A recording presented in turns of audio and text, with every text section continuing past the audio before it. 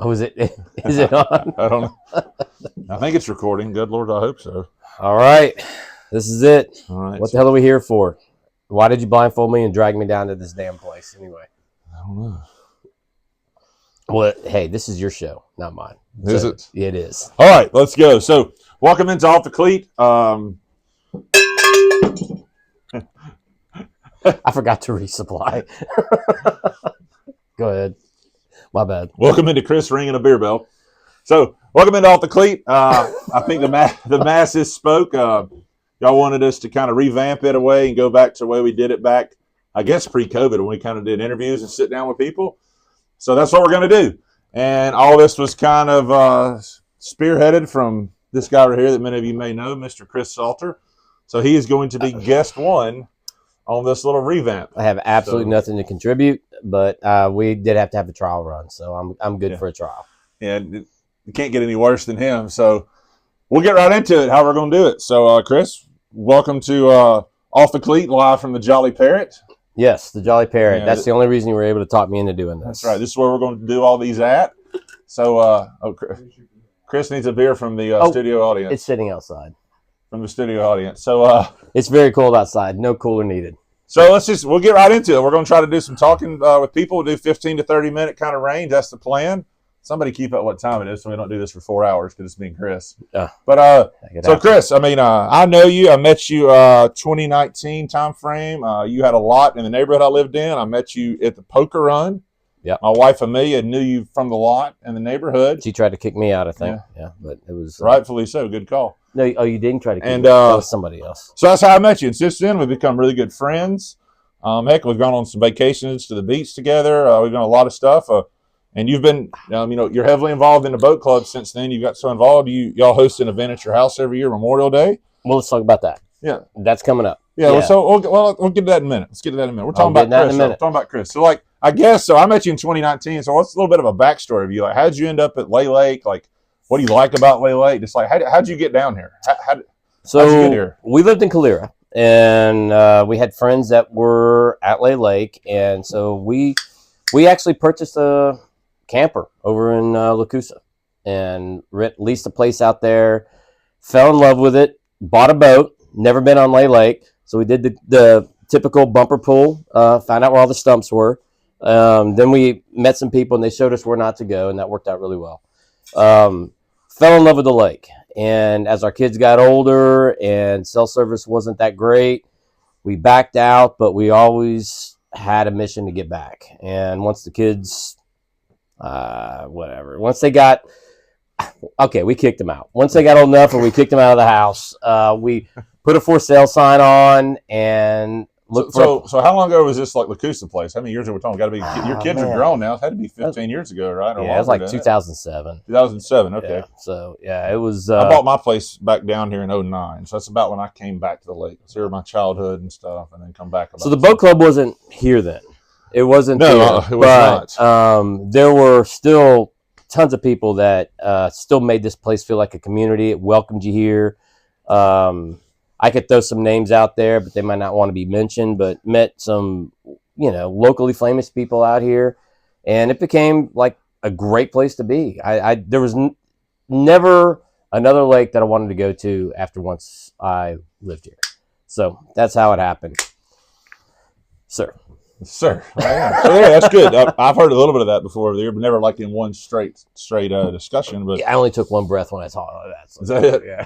But yeah, I think it's great. Talk about, because there's a lot of people that we know that are down here that have grew up like in Shelby. They've been here. Their families were here for years before that. So we're kind of transplants, I guess, to the area. A lot of our friends and people we know have been here the whole time. So it's interesting to talk to people and ask, like, how'd you get here? How was Lay Lake the place to be? What was the reasoning? The dog over there scratching on the floor. I think Lay Lake is actually probably, for a while, at least back then, one of the best kept secrets as far as lakes go. And that must be Bradley. It probably is. It's Debbie calling right in the middle of a podcast. Here, give it to me. We're going live. Okay. Hey, Debbie, you're live on the re-kickoff of Off The Cleat. So what's going on? Wait, did I dial the wrong number? No, you're talking to Jason on Chris's phone, so you're live. We're doing it right now. Hey, honey, I know I was supposed to go out and get milk, but I ended up at the Jolly Parrot and I'm doing a podcast. Sorry. Okay, right now? Yeah, right now, yeah. It's recording. We're talking to you live, so you're interrupting, actually. Oh, okay. Well, I can't tell him what I was going to tell him then. Oh, okay. You want to call you back afterwards? This is going to be a lot of tension on the rest of the podcast. Did my prescription come in? I'm just kidding. All right, then call me back. I will. But anyway, there's Debbie. Well, you all know Debbie. She takes care of all the stuff that, frankly, I can't do. From designing shirts to treating Chris terribly, so it's great. All right, Debbie. Chris will call you back. We're going to finish the podcast now. You've already 54 seconds. Okay. All right. Okay. All right. I'm in trouble. Yeah, probably. Let's mute this thing. All right, let's go. So yeah, it's good to hear like how people get down here, what their purpose for being down here is, what they like about it.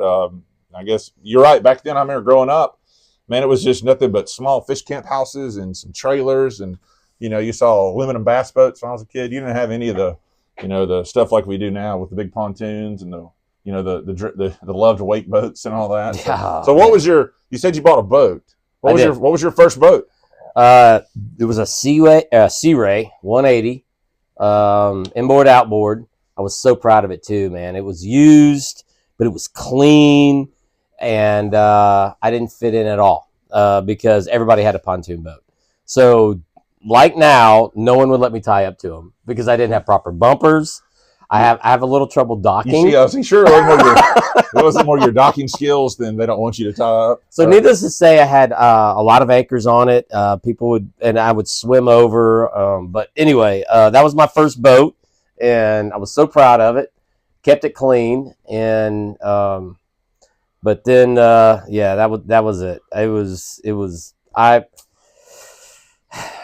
Okay, all right. Let's just go. Let's see and get out. I'm not necessarily the best boat. I do have. So the first time I met Chris, I think there's a story that he had, and if you ever meet Chris and you're around him enough, he's got a lot of stories and he likes to tell them. But there's one story I want you to tell about the poker run, the first poker run you did.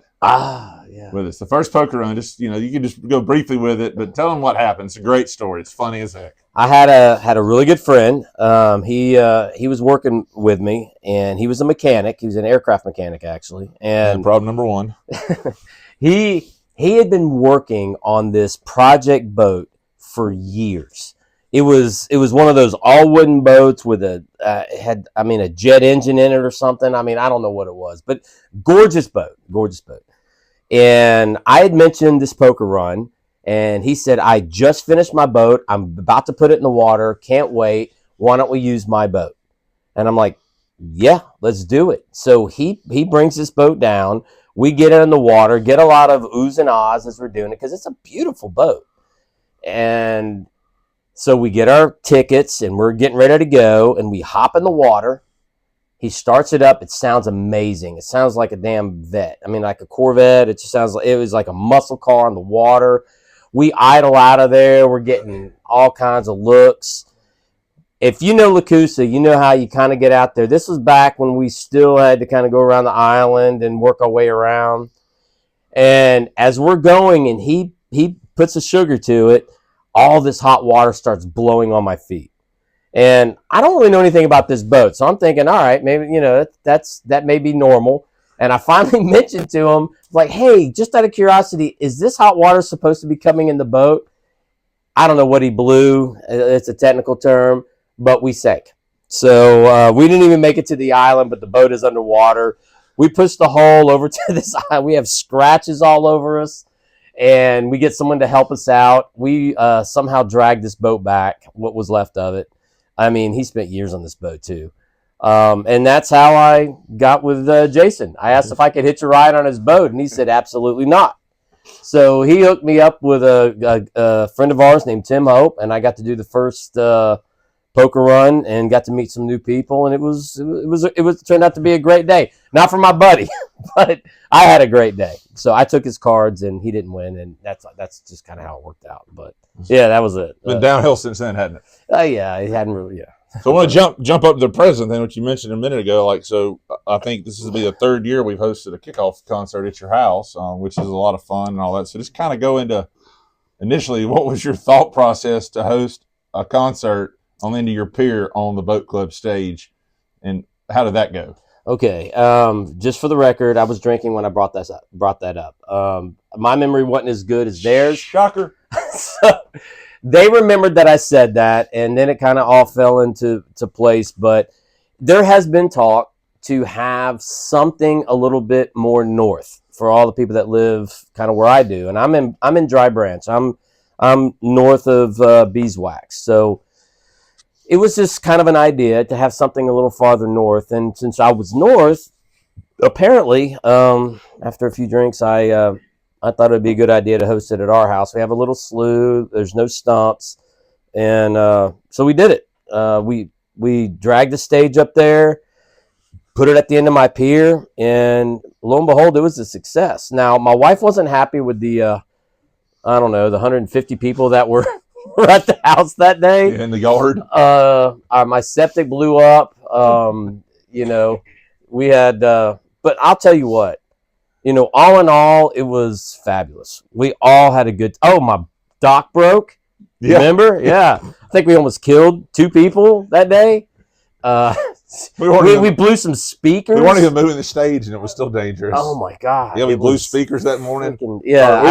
Anything that could have gone wrong did. We either blew them or realized they were blown from the prior year at Stuntfest. One of the two. But there were some blown speakers. We had to go. Get some new speakers that day in the middle of it. So I think everybody that came had a good time, and it's a good swimming area. Like I said, no stumps and stuff, so it's a good place to park. We had to clear it with all our neighbors. I caught flack for about 2 weeks from some people, but along with the permits and the cops that showed up, we got everything worked out. Oh, so yeah, I can talk about that. So the sound check. The night before this concert, we're going to do a sound check on the stage, right? And we hook up all of the speakers because we needed all of the speakers to do a sound check. So we're out there playing music, and it's what? It's 8:30, 9 o'clock at night. It's not late. It's not super late. And we literally had discussed amongst ourselves, hey, this is going to be the last song. We know this is loud, and we talked. Right when the last song came on, Shelby County Sheriff walks up in the yard, and it's like, he watched us for at least 5 minutes before he said a thing. Yeah. I don't know if you know where Dry Branch is, way back there, going down Heb Road and all that. He said, I can hear y'all from the railroad tracks in Wilsonville. He goes, it's time to turn it off. He was just surprised that he found a bunch of middle-aged adults out there. He swore. He said that. He thought he was going to see a bunch of teenagers that was causing. Yeah. It was a bunch of geriatrics. He let us go. He just said, cut it off. Cut it off. Cut it off, yeah. So, yeah, that was fun. Well, and I walked over there and was talking to him, and he's like, is that a stage yeah, that's right. that floats? And I was like, yeah, as a matter of fact, it is. Yeah. So he was not real amused with that either. But no. So that was year one of doing it at your house. That was kind of fun. It was, and we've had 2 years, and we're gonna have another one this year. Yeah. And every year we try to improve a little bit, work on parking, work on the bands, work on logistics and stuff like that. So making sure Debbie don't kill us. Yeah. That's most of the work. It is, yeah. So we did hang up on her, right? She can hear this. Okay, no. Yeah, we'll get that. So anyway, yeah, that's it. Yeah, and so we've been lake livers now for I guess 2019 and full timers, and love every minute of it. Just waiting for the warm weather to get back so we can get back on the water. Yeah. But actually, we don't usually always wait for warm weather, do we? It snowed, and yeah, we went out in the snow a month ago, whatever. I wasn't on that one. It was fun. It was cold, but it's a good time. So we'll get out any opportunity we can, But so I guess switch gears a little bit with you. So we talked about the lake, living here while you got down here. So what is something that you enjoy doing that is not lake related? Like a hobby or something that you like doing now that's not lake related? Like, what do you enjoy? What's something you like? I don't know if I can say. Yeah. We're pretty much. You used to do a lot of paddle boarding. You did like base jumping when you were younger. You did a lot of stuff that nobody knowing you now really would think you did. Some pretty cool stuff. You used to do with your job. You do a lot of traveling. So you used to do like paddleboard videos and like exotic places and post them back when you were younger. So you did a lot of stuff like that until you decided to come to the lake and become a lazy drinker with all of us, you know. But so like, what anything you like now, like hobby wise, enjoyment wise, you like to do that's not boating? Besides my taking feet pics. All right, so yeah. Yeah, which you do not want to buy those. They're bad. Yeah, I used no. You're right. I did. I used to be very active, but honestly, you know, in a lot of my younger years, I was like a lot of people. I lived in a neighborhood. I was looking for something that was exciting. So I did. Yeah, I did mountain biking. I did mountain climbing. I did base jumping. I did a bunch of stuff like that. But you actually knocked your teeth out mountain biking, I think. No, that was mountain climbing. Mountain climbing. Yeah, I fell. Okay, kind of like a lot of things. I wasn't as great at that as I thought I was. So I knocked out my teeth. Not like docking a boat, you know. You just I mean, if anybody, by the way, if anybody needs lessons, the Reverend Slaw Dog, Captain of the Tiny, will be happy to show you how not to dock a boat. So anyway, and then that's a full lesson.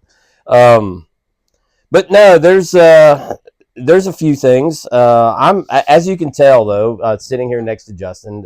Justin. That's a good name for him. Jason. I'm sorry. We'll edit that out. All right. So the paddleboarding thing, I used to do it with a guy named Justin.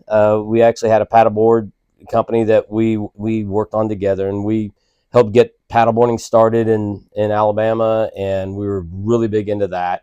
His name is Justin. He's going to be a guest on your show. The Justin that started the jet ski riders. Right, yeah. So he got old like me, and he stopped paddling. He just wanted he bought a powered one. That's right. That's what he did. We'll have him on in May to talk about jet ski riding. He's got a group that about 150 people, jet ski riders. So check that out. So we'll have him on coming up when it gets a little warmer and it's more jet ski time. So we will have him on. You know, right now, my involvement with you guys, with the boat club, that takes up a lot of my spare time. I love it. And, you know, just thinking of new ways that we can have fun here at the lake, figure out ways that we can help the community. But honestly, the boat club, when I got into it, was based on a bunch of people having fun at the lake and figuring out ways that we could do more for the community around us, and it just started expanding. And honestly, outside of my just normal recreational endeavors, I think the boat club is probably my biggest hobby at this point.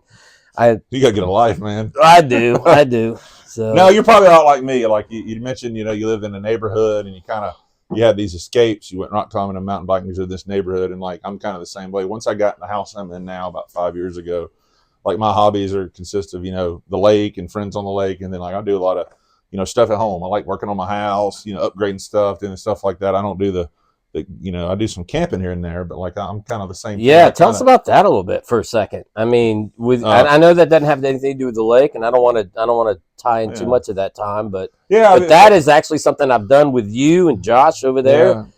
Y'all introduced me to the overlanding, which was it's a lot of fun. So it's like, would you generally do that a lot during the winter time, so not the boating season.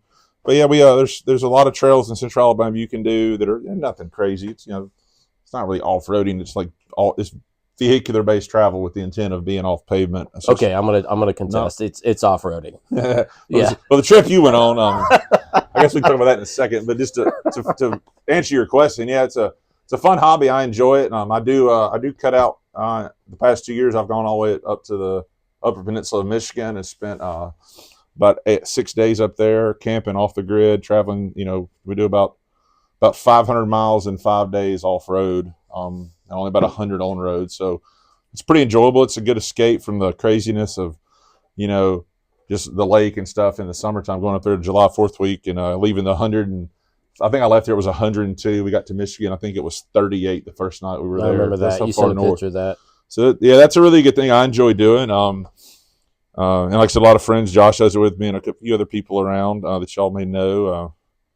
Jason Spanik, y'all know him. He's done some trips with us. His son, Dylan. But, yeah, it's really enjoyable. I like that. It's a good it's kind of stuff I did when I was younger. I did a lot of camping when I was younger. I had an old Toyota back then and did a lot of the stuff real localized. But these big trips are a lot of fun. I enjoy those a lot. It's good getting away from everything. what do they say when you just disconnect from technology and stuff? Because where we go, you don't have any cell phone service, something like that, you know. That is actually We take a Starlink with us just so we can set up at night and text the family and say we're alive. But well, if any of y'all make it to the kickoff party, you may see his rig and Josh's rig set up there because we usually set them up in the backyard. Yeah, they're set up there for portable bars and whatnot and shade and all that stuff. I wasn't going to go into why they were there. Well, twist their arm. That's why they're there. Yeah. So let me think here. What else you got? I don't have much. I'm gonna, and just for the record, I'm gonna be the worst guest ever. However, once you get to know me, if you ever need to get married on the lake, just give me a call. I only need 5 minutes preparation. Reverend Slawdog, he's married several people. Some in our friend group actually. It's kind of his thing. It is, and if you see me kind of going down like a bumper pool ball down the lake, you'll know it's me. So so back to the lake. We talked about. I mean, you've been camping with this. I know, like I mentioned, working on the house. I like doing stuff in my house. You got a really amazing like landscape backyard and all that stuff. You and Debbie do a really good job at that. So that's probably a little bit of your passion, landscape, making your yard look nice, because it does. But like, what's your favorite? So like, we're getting like not a boat club event, nothing like that. What's your favorite thing to do on Lay Lake? Honestly, and this is going to sound lame to a lot of people, but one of my favorite things to do is to pick the middle of the week, just before sunset, hop on the boat with my dog, and just take a very slow cruise down the lake and look at the sunsets. That's nice. That's a lot of fun. It is absolutely some of the, the birds that we have out here, and I don't mean to sound like I'm some kind of bird lover. I forgot you're a bird watcher. See, that's what you got to tell us. No, I don't want to tell people that. I think you got the app. You got the app on your phone. You're like, that's a red-tailed circular geese. You didn't say you were going to call me out about my bird thing. I asked about your hobbies. You were hiding that one, I guess, from the audience. All right, so I have a bird app. And it tells me what birds are in my yard, and I walk around with a glass of bourbon looking for all the birds that I hear. All right, fine, I said it. All right, I feel like is this an intervention? What's the name of the bird app? What's the name of that bird app? Yeah. It's called Merlin, all right? Yeah. And by the way, one day I was doing it, I got the bird of the day, which was a red-shouldered hawk, and I got it. I really felt special that day. I texted everyone, and no one seemed to acknowledge the significance of me getting the bird of the day. You got the bird of the day on your. It was a red-shouldered hawk. There's people in Michigan trying to get it, and I got it. App network is what you're saying. I don't want to talk about that anymore. All right, so we'll move past your bird. I don't know if that's a hobby. It might be like an addiction or something. Like this, maybe the next one of these may be an intervention for your bird watching. My dog likes looking for birds too. Of course, she just barks at them, but it's not the same thing. So, anyway, so that is actually one of my things. This lake right here, where we live on Dry Branch, is almost dead center of the lake. So we're at 48 miles long? Something like that. 46, yeah. 48 or something. Yeah. We're probably right up there at the 21, 22 mark. So yeah. So right between the dams. Right between the dams. So when I pull out of my slough, I can either take a left and do like a little river run, which is going up to the Logan Martin side, or take a right, which is more of our lakeside that everybody's used to. So, one of my favorite things to do is to take a left and just run that river all the way up. And it's smooth. There's not a whole lot of boats. You get to see the sunset. If you do time it right, the way back, you do right into the sunset. Lake life is different for everyone. All right. For me, it is a decompression time. It is, it is the result of what I've worked for my entire life. And I enjoy every minute of it. I agree with that. You've worked about 2 times in the past month. Okay, he's called me out twice in this thing. All right, is this over? He's like, I've worked so hard this month. I've went in 2 days. All right. We've been a little slow at work, so yeah, I've had a little more time to do those cruises. But my wife keeps me busy, so she does keep me busy. And I'm a grandpa. Yeah, grandpa, that's right. Adopted grandpa, and then got another one on the way here soon. So. Yeah, we got another one. Yeah, right in the middle of summer, so. Break the baby in correctly, won't we? Yeah, she did not get the memo on that. So, you understand what are them little baby swings called with the spring on them, and stuff? Slingshot? Yeah, can we mount one of those on the stage for the baby? We can. Break them in right. Definitely do it. Break them in right. I think one of my favorite things to do is it's actually it doesn't answer your same question. It is boat club related. But when we all get together the night before Stump Fest and we take the stage downriver, that Friday night dragging the stage downriver is usually a lot of fun. Similar thing. You're going slow, got some buddies with you. I enjoy that a lot. It's a lot of fun to do. But it's a lot of work, but it is actually enjoyable because it is one time when all of us get together, all the people that are involved in this, and there are so many of us. I mean, there's got to be 40 people, and it's sorry I'm squirming. I'm still recovering from a back injury, so the pontoon seats are not quite the best for the lumbar support on the L5 S1. They're vertebrae. Well, either that or I think that Jessica peed over there before you sat down. It could happen. Thanks, Jessica. It is, and Stump Fest is an all-day thing. It's a lot of work for everybody. We enjoy it, but I mean, at the end of the day, when Jason, not this Jason Pierman from Nacho Daddy, he falls into that water, it is almost like the signal to all of us that we did it, and we crack open our beers, we celebrate, and as everybody goes away, and hopefully everybody had a great time, we pack all that stuff. We tie up the boats and we slowly come back and bring that stage to bed. And that is probably one of my favorite times too. Yeah, it's a good time with events. So it really is. I guess my favorite thing to do that's not boat club, I like going out during the week, like you said. But I like getting out and like going to somebody's house, going like over to your house or Rob's house, Yeah. I like getting out and going to hang out at somebody's house during the week, for an hour and then getting back home right at dark during the summertime. It's like a golf cart community, but we do it with boats. Yeah, I enjoy doing that. That's a lot of fun. So, well, anything else you want to yap about? No, but if you don't mind, how about we get 2 reloads there? Let's get 2 of those. Thank you. We'll get a beer each, and we'll wrap this. We'll put a bow on this here in a second. Well, so my understanding, but as we wrap it up, if I get this right, because this is the brainchild of Jason Gunnels, but I believe that it won't be like this. We're going to have several people sitting here next to Jason that have a lot more interesting things to say. I'm hoping that the guest list is going to be something that's going to be beneficial to people. Yeah. A lot more interesting. I'm hoping that there's your bring your bell beer. Thank you.